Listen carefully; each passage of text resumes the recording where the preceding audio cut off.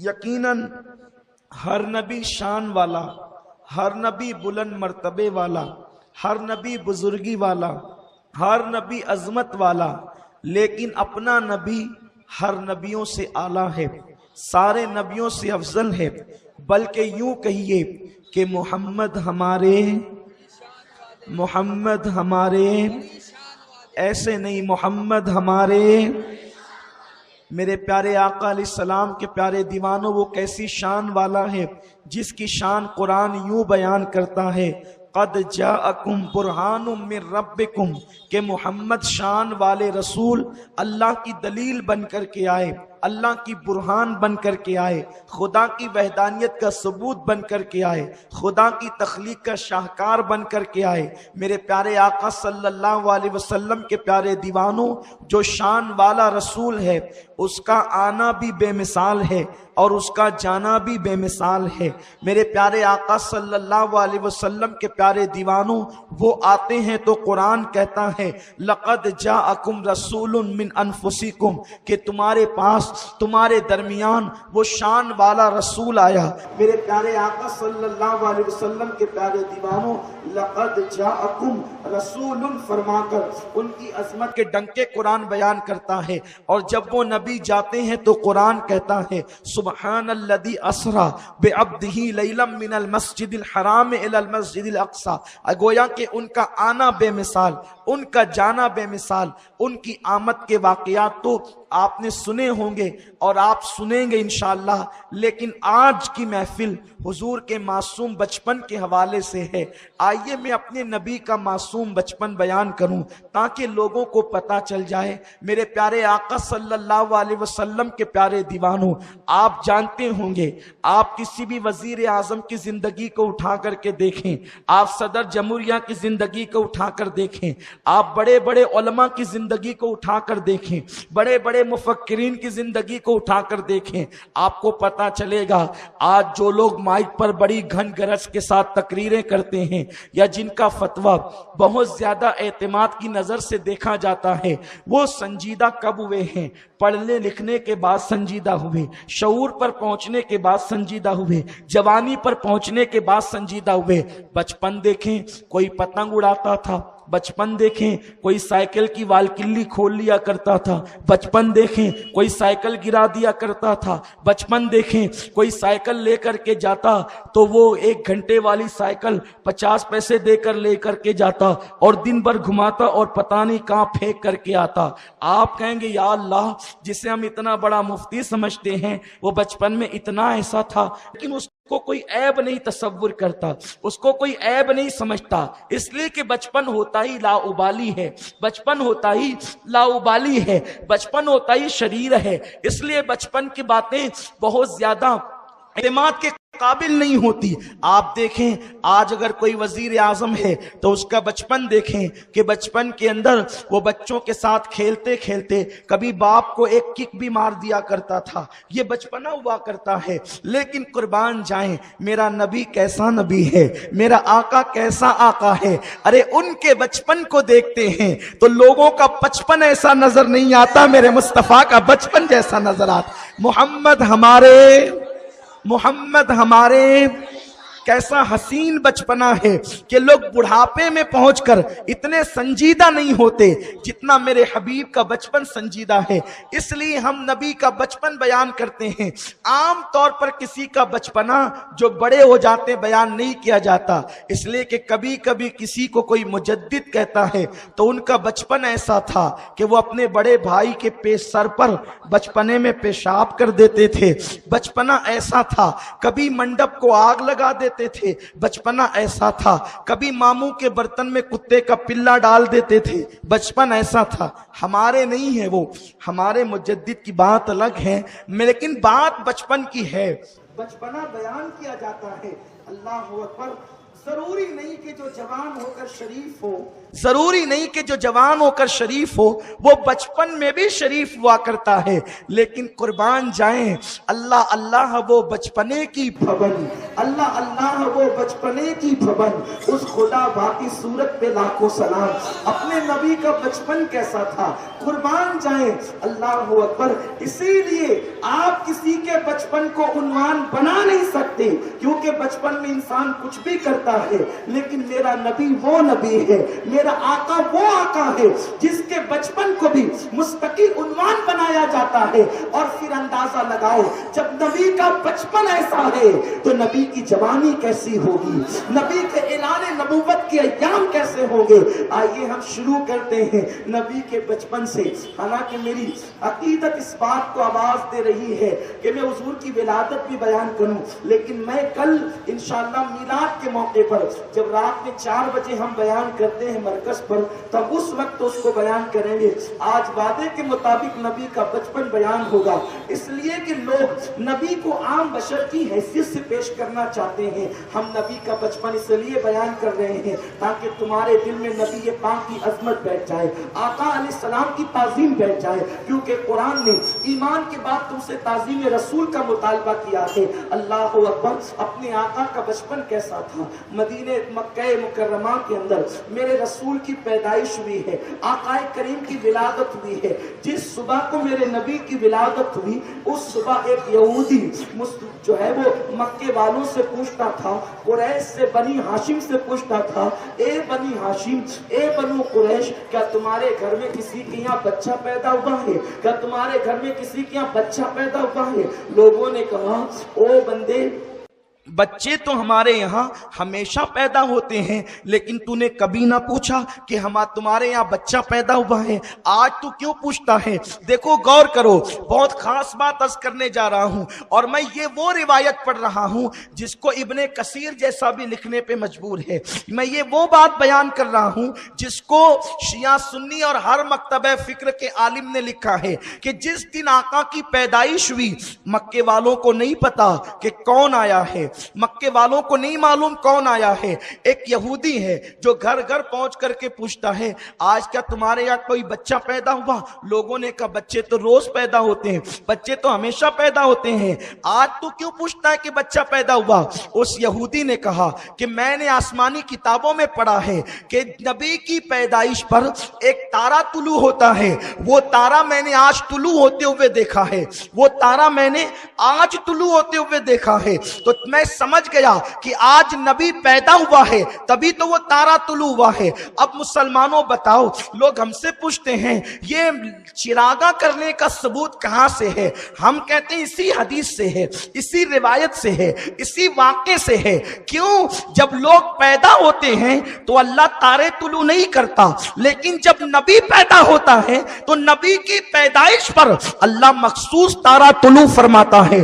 آپ بتائیں، جب وہ خدا ہو کر نبی کی ولادت پہ چراغا کرتا ہے تو ہم بندے ہو کر اگر نبی کی پیدائش پر چراغا کرے تو یہ کیسے گناہ کی بات ہو سکتی ہے؟ بتاؤ، تارے سے روشنی ہوتی ہے کہ نہیں ہوتی ہے؟ تارے سے چمک ہوتی ہے کہ نہیں ہوتی ہے؟ اور وہ یہودی کہہ رہا ہے کہ میں نے وہ تارا دیکھا جو نبی کی پیدائش پر طلوع ہوتا ہے۔ پتا چلا کہ تارے روز روز، ہر تارا روز روز نہیں چمکتا، بلکہ کچھ تارے ایسے ہیں جس کو خدا چھپا کر کے رکھتا ہے، اور وہ صرف نبی کی پیدائش کے وقت طلوع ہوتا ہے۔ پتا چلا اوروں کی پیدائش اور ہے اور نبی کی پیدائش اور ہے، اسی لیے تو تارا طلوع ہوا۔ اچھا، اس یہودی کو کیسے پتا چلا کہ تارا نبی کی پیدائش پر طلوع ہوتا ہے؟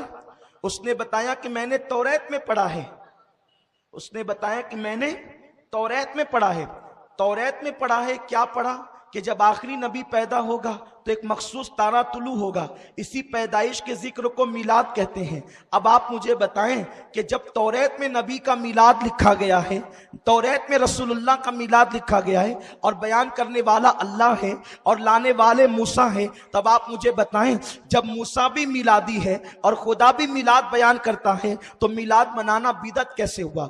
بدعت تو اس کو کہتے ہیں کہ جو رسول اللہ کے دور میں نہ ہو اور بعد کے دور میں حضور کی سنت کو مٹانے کے لیے اس کو ایجاد کیا جائے اس کو بدعت کہتے ہیں۔ تو اس سے کون سی سنت مٹ رہی ہے؟ یہ تو جناب موسیٰ بیان کر رہے ہیں اور توریت کی زبان میں بیان کر رہے ہیں۔ اللہ اکبر، پتا چلا کہ صرف ہم ہی میلادی نہیں ہیں بلکہ موسیٰ بھی میلادی ہے، حضرت موسیٰ بھی میلادی ہے۔ جس کو میلاد سے چڑ ہے وہ ذرا کہہ دے کہ میں موسیٰ کے مذہب سے ہٹا ہوا ہوں، یعنی عقیدہ موسیٰ علیہ السلام سے ہٹا ہوا ہوں۔ ارے صرف موسیٰ صف میں نظر نہیں آتے، آدم کہتے ہیں وہ آنے والے ہیں، نوح کہتے ہیں وہ آنے والے ہیں، موسیٰ کہتے ہیں وہ آنے والے ہیں، اللہ اکبر، جبریل بھی کہتے ہیں وہ آنے والے ہیں، حضرت یوسف کہتے ہیں وہ آنے والے ہیں، یعقوب کہتے ہیں وہ آنے والے ہیں۔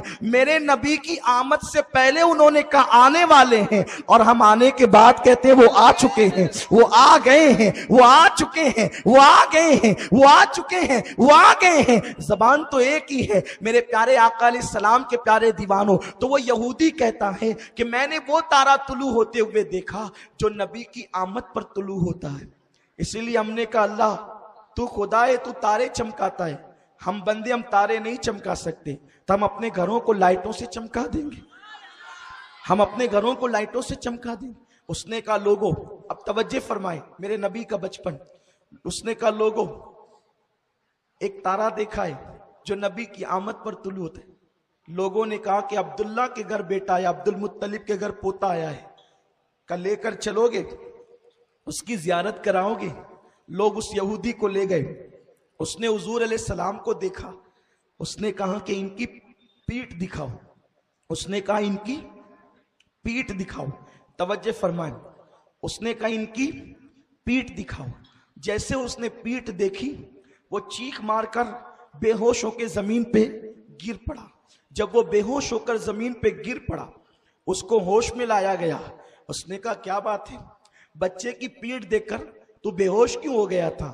اس نے کہا ان کی پیٹھ پر مہر نبوت ہے، مبارک ہو اے اسماعیلیو، مبارک ہو، بنی اسرائیل سے نبوت نکل کر بنی اسماعیل میں منتقل ہو گئی ہے، اور اے مکے والو اب تم عرب کے سردار اور تاجدار بنا دیے جاؤ گے، دنیا تمہاری سرداری تسلیم کرے گی، تم سردار ہو۔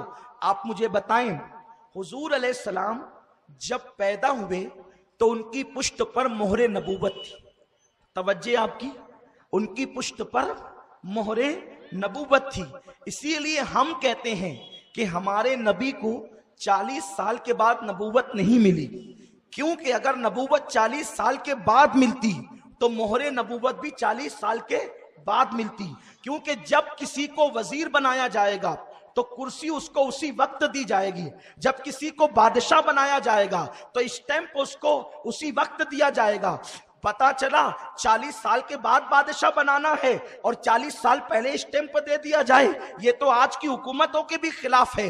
تو جس دن بادشاہ بنایا جاتا ہے اسی دن اسٹیمپ اور مہر دی جاتی ہے۔ اللہ اکبر! تو میرے اللہ نے میرے رسول کو پیدائشی طور پر نبی بنا کر کے بھیجا، اسی لیے تو مہر بھی عطا فرمائی، مہر بھی دے کر کے بھیجی۔ جو لوگ یہ کہتے ہیں کہ 40 سال کے بعد نبوت ملی، ذرا وہ ثبوت تو پیش کریں کہ پھر یہ مہر نبوت کیوں تھی۔ اچھا ایک بات بتاؤں کہ کمپنی کا جو ہے وہ کی اشیاء نہ ہو اور کمپنی کی مہر اس پر لگ جائے، یہ کیسے ہو سکتا ہے؟ ایسا تو نہیں کہ بچہ بڑا ہو کر کے 12ویں پاس کرے گا اور پیدا ہونے کے دن ہی اس کو 12ویں کا رزلٹ اور سرٹیفکیٹ دے دیا جائے، یہ لیجیے آپ ایس ایس سی کے ڈگری ہولڈر ہیں، ایچ ایس سی کے ڈگری ہولڈر ہیں۔ بتاؤ ایسا ہو سکتا ہے؟ نہیں نہیں، جس دن آدمی ڈگری والا ہوتا ہے اسی دن اس کو ڈگری کی سند دی جاتی ہے۔ تو حضور علیہ السلام مہر نبوت پیدائشی طور پر لے کر آئے تھے، اور وہ کوئی ڈھکی چھپی چیز نہیں تھی، بلکہ اس کو یہودیوں نے بھی دیکھا، مشرکین نے بھی دیکھا، تبھی تو کہا کہ یہ مہر نبوت لے کر کے آیا ہے۔ اور اللہ اکبر! اسی پہ بس نہیں، میرے رسول کی امی فرماتی ہے جب وہ پیدا ہوئے تو پیشانی کو زمین پہ رکھ کر کے کہا رب حبلی، رب حبلی، بولیں رب حبلی، اللہ میری امت کو بخش، امتی میری امت کو بخش دے۔ آپ مجھے بتائیں اگر کسی سے پوچھے بھئی تیرے بچے کتنے ہیں، وہ کہے گا کہ ہے تو 5 لیکن ابھی شادی نہیں ہوئی، ہونے والے ہیں۔ ایسا ہو سکتا ہے؟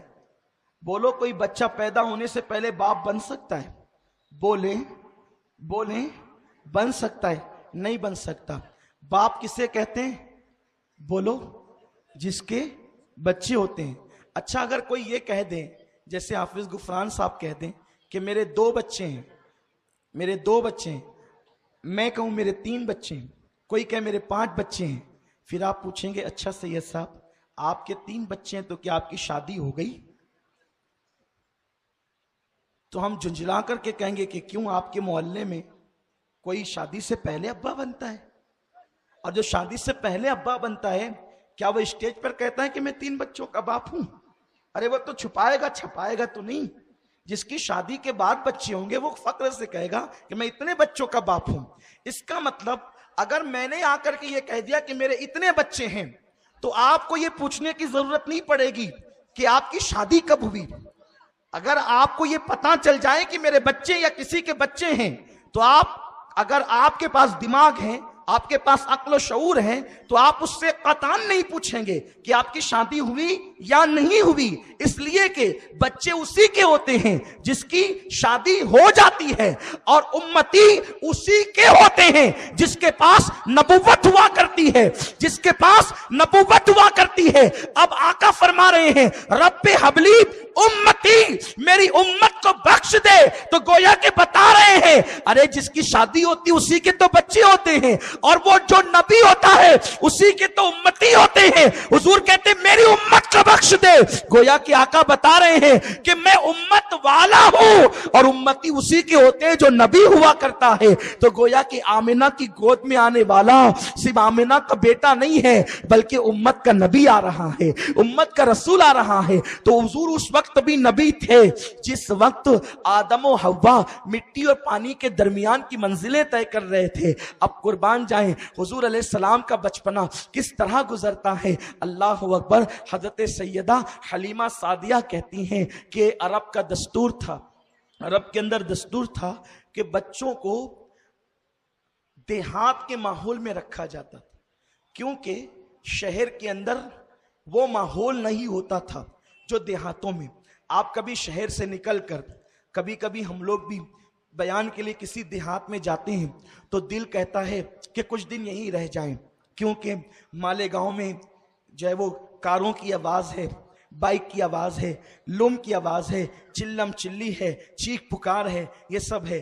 देहात का माहौल पुरसकून, इत्मीनान बख्श, सीधे साधे लोग, भोले भाले लोग, अच्छे अच्छे प्यारे प्यारे लोग होते हैं ना। अल्लाह अकबर। तो कभी कभी दिल चाहता है कि वहाँ रुक जाएं, फिर वहाँ के जानवर, वहाँ के परिंदे, वहाँ के फूलों की खुशबू, और वहाँ के चंद मकानात और खुला खुला माहौल, वहाँ की ठंडी ठंडी हवाएं, वहाँ की ठंडी ठंडी फजाएं, तो देहात अच्छा अच्छा लगता है। इसी तरह अरब के लोग चाहते थे कि अपने बच्चों को सेहतमंद रखने के लिए वो अपनी बीवियों का दूध पिलाने की बजाय वो दाइयों का दूध पिलाते थे, इसलिए कि जो औरत दूध पिलाती है उसकी सेहत में कमजोरी आती है। तो जल्दी से औरत बीवी उनकी खिदमत के लिए तैयार हो जाए, तो वो लोगों का यहाँ रिवाज था। एक तो ये कि वो देहात के अंदर दाइयों का दूध पिलाए, दूसरी चीज देहात के अंदर मुशक्कतें और मेहनतें बहुत होती है, तो वो चाहते थे कि हमारे बच्चे पुरमुशक्कत जिंदगी गुजारें ताकि उनकी हड्डियां मजबूत हो जाए। इसीलिए डॉक्टर इकबाल कहते हैं मर्द का जिस्म नरम नाजुक अच्छा नहीं लगता, मर्द का जिस्म जो है वो ताकत व तवाना और सख्त और मजबूत अच्छा लगता है। मेरे प्यारे आका अलैहिस्सलाम के प्यारे दीवानों, नाजुक जिस्म तो औरतों के हुआ करते हैं, मर्दों का जिस्म ताकतवर हुआ करता है। अल्लाह अकबर। तो वो लोग ये चाहते थे कि देहात की दौड़ धूप के अंदर हमारे बच्चों की हड्डियां मजबूत होगी। तीसरी चीज ये है कि देहात वाले जो है वो जबान फसीह बोलते थे, यानी कि ज्यादा बेहतर कलाम करते थे, आजकल के देहातियों की तरह नहीं। इस तरह की बहुत सारी वजूहात थी। तो उस वक्त ये था कि औरतें देहातों से आती और मुख्तलिफ मौसमों में आती और बच्चों को लेकर के जाती। हलीमा सादिया कहती है कि मेरा ताल्लुक कबीला हवाजन से था, और ये जो हलीमा थी ये मजहब के एतबार से ईसाई मजहब रखती थी। ये बनु हवाजन से ताल्लुक रखती थी और ये सादिया कबीले से ताल्लुक रखती थी और इसका नाम हलीमा था। हलीमा कहती हैं कि हम लोग मौसम के एतबार से चूँकि बहुत कहत साली हमारे देहात में थी, इतना कहत था कि औरतों के सीने खुश्क हो गए थे और जानवर चलने के काबिल न थे। हम लोगों ने सोचा कि चलो मक्का शहर जाएंगे, वहाँ से बच्चे लाएंगे और बच्चों पर जो उजरत मिलेगी उससे हम अपना गुजारा करेंगे। हम पहुँचे, आप बड़ी मशहूर रिवायत है, मैं उसकी तरफ तफसील में नहीं जाता। हलीमा सादिया कहती हैं मेरी सवारी कमज़ोर थी, बैठ जाती थी। काफले वालों ने मुझे कहा हलीमा हम तेरे लिए रुक नहीं सकते, इसलिए हम चले, और वो छोड़कर मुझे चल दिए। वो पहले पहुंचे, पहले पहुंचने के बाद उन्होंने मालदार घरानों के बच्चे ले लिए और उसके बाद जब वो लेकर के निकलने लगे तब मैं अपनी ऊँटनी को लेकर, अपनी सवारी को लेकर के चली। मेरा जो काफला था वो 4 नफरी काफला था। एक मेरा शौहर, एक मेरा बेटा अब्दुल्ला जो मेरा दूध पीता था, एक मेरी बेटी शीमा। इस तरह से ये 4 नफरी काफला जब मक्के की जमीन पे कदम रखता है, चेहरे पीले पीले थे, आंखें अंदर अंदर को थी, कपड़े फटे पुराने थे, गुर्बत जाहिर थी। इसलिए पहले लोग बच्चे तो दे ही चुके थे, लेकिन जो बचे कुछ बच्चे थे वो अपनी गुर्बत की वजह से कोई देने के लिए तैयार न था। आखिरकार जो लोग आए वो ले गए। उसके बाद मेरी मुलाकात अब्दुल मुत्तलिब से हुई। अब्दुल मुत्तलिब के बारे में मुझे पता चला कि इनके यहाँ एक पोता है और उनके यहाँ एक बच्चा है, मैं वहाँ जाकर के मांग लाऊं। अब्दुल मुत्तलिब से मेरी मुलाकात हुई।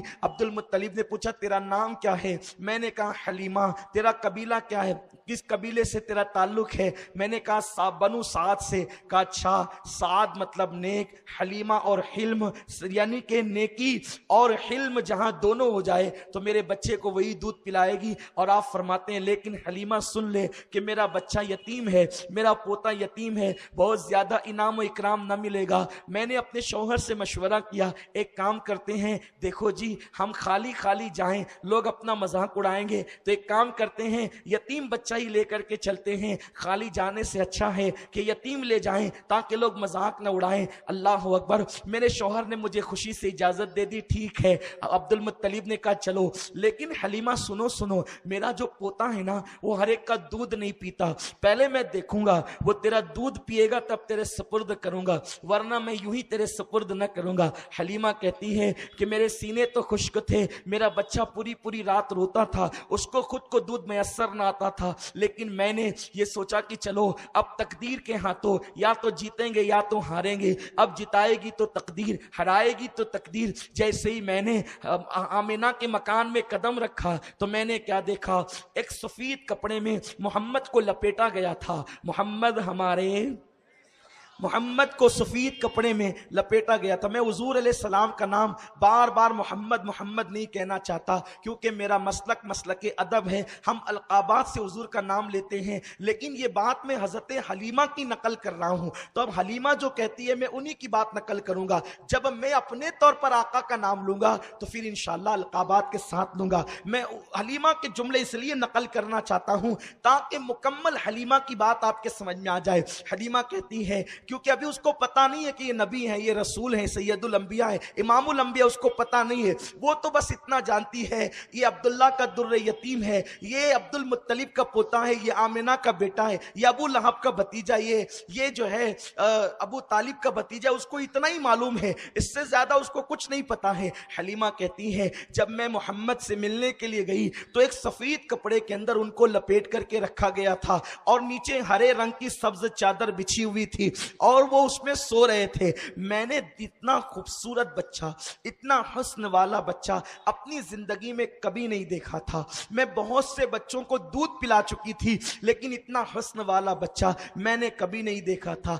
बच्चे जो जवानी के अंदर जो है वो बहुत भद्दे लगते हैं, वो बचपने में भी अच्छे लगते हैं। बच्चे प्यारे प्यारे लगते हैं, बच्चे बड़े अच्छे लगते हैं, छोटे छोटे बच्चे बड़े खूबसूरत लगते हैं। अगर आपको कभी देखना है तो आप बच्चों کو دیکھیں، ان کا کھیلنا جدا، ان کا انداز جدا، ان کی طبیعتیں جدا، وہ پاک دل رکھتے ہیں، وہ صاف دل رکھتے ہیں، اسی لیے ان کے چہرے چمکتے ہیں، ان کے نرم نرم گال ہوتے ہیں، ان کے نرم نرم بال ہوتے ہیں، ان کے مسکراہٹوں پر قربان ہونے کو جی چاہتا ہے، ان کے پیر بھی بڑے حسین ہوتے ہیں، ان کے تلوے بھی بڑے حسین ہوتے ہیں۔ ارے جب سب کے بچے اتنے شیریں ہوتے ہیں تو آمنہ کا لال کتنا پیارا ہوگا، عبداللہ کا لخت جگر کتنا حسین ہوگا۔ میں ان کو حسین کہوں تو کس منہ سے کہوں، کیونکہ وہ تو سراپا حسن ہے۔ آمنہ حضرت حلیمہ سعدیہ کہتی ہے جیسے میں نے محمد کو دیکھا، پیاری پیاری آنکھوں کو بند کر کے سو رہے تھے، جیسے میں نے ان کو دیکھا ان پر میں ایسے فدا ہو گئی کہ میں نے اپنا ہاتھ ان کے سینے پہ رکھا، جیسے میں نے اپنا ہاتھ ان کے سینے پہ رکھا، میرا ہاتھ رکھنے کی دیر تھی کہ انہوں نے آنکھیں کھول کے مجھے دیکھا اور مجھے دیکھ کر مسکرانے لگے۔ یاد رکھیے ابھی حضور کی عمر صرف 7-8 دن کی ہے، آقا کی عمر کتنی ہے؟ صرف 7-8 دن کی ہے۔ محمد ہمارے، پیچھے والے بھی ذرا بول دیں محمد ہمارے۔ میں اس انداز سے تقریریں نہیں کرتا، لیکن چونکہ میرے رسول کا بچپن بیان کر رہا ہوں تو میں بھی چاہتا ہوں کہ میں اپنے بچپنے کا بھرپور لذت لے کر ایک بچے کی طرح اپنے حضور کی عظمت کو بیان کروں، تاکہ آپ حضور کے بچپن کا مکمل طور پہ لطف لے سکیں۔ ذرا کہہ دیجئے یہاں سے وہاں تک، دائیں سے بائیں تک، بیٹھے کھڑے سب لوگ کہہ دیں محمد ہمارے، محمد ہمارے۔